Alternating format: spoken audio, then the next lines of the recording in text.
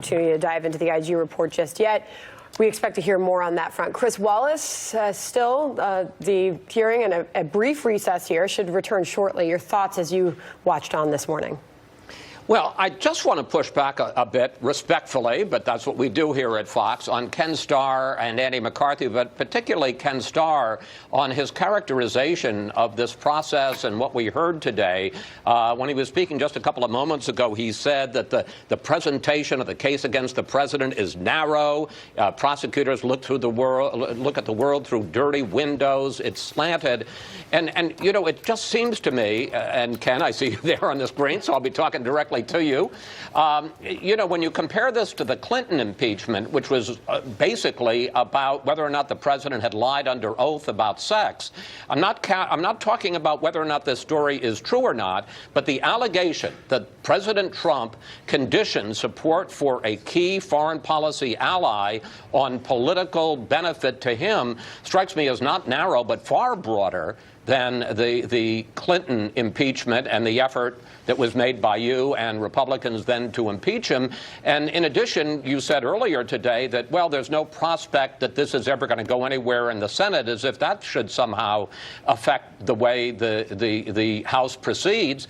Well, there was certainly never any prospect that Bill Clinton was going to be removed. And in fact, you talked about the political buy-in. Bill Clinton in 1998, right in the height of the whole impeachment thing, scored a victory. Democrats actually picked up seats, which is very unusual for the party of the president in the midterm election.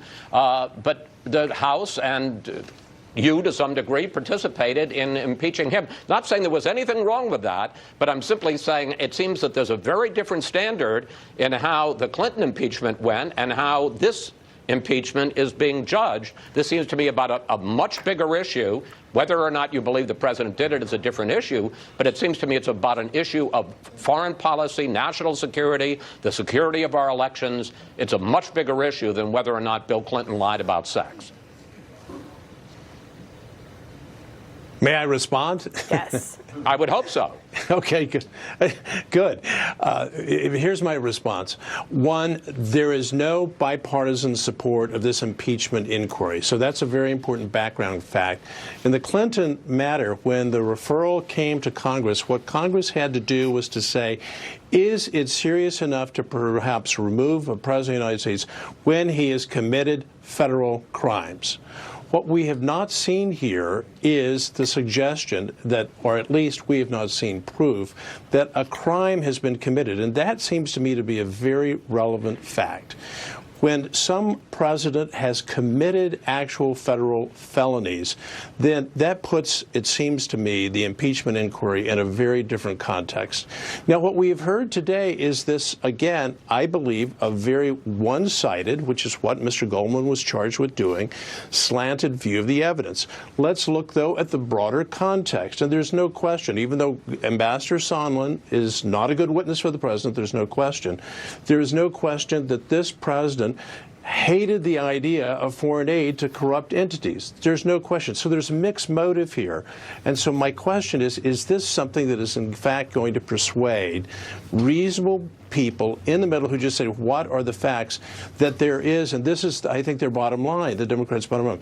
The president is a clear and present danger to the national security of the United States, and I view that as an extravagant claim.